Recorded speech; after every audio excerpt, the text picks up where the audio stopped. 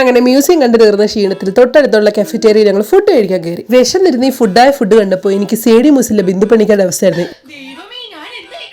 അങ്ങനെ കണ്ട് ഒരു ലോഡ് ഫുഡ് എടുത്തിട്ട് ഞാൻ നേരെ ബില്ലിങ്ങിലെത്തിയപ്പോഴാണ് എനിക്ക് ഇവിടുത്തെ സംഭവം മനസ്സിലായി. അതായത് ഉത്തമ, നിങ്ങൾ 100 ഗ്രാം ഫുഡ് എടുത്താൽ നിങ്ങൾക്ക് ഒരു 6.5 സ്ലോട്ട് ഇവിടെ പേ ചെയ്യണം. അങ്ങനെ ഞാൻ വാരി വലിച്ചെടുത്ത ഈ ഒരു ഫുഡിന് ഏകദേശം ഒരു 1300 രൂപ എനിക്ക് പേ ചെയ്യേണ്ടി വന്നു. അതായത് 65 സ്ലോട്ടിയാണ് ഞാൻ ഇതിനെല്ലാം കൂടി സ്പെൻഡ് ചെയ്തത്.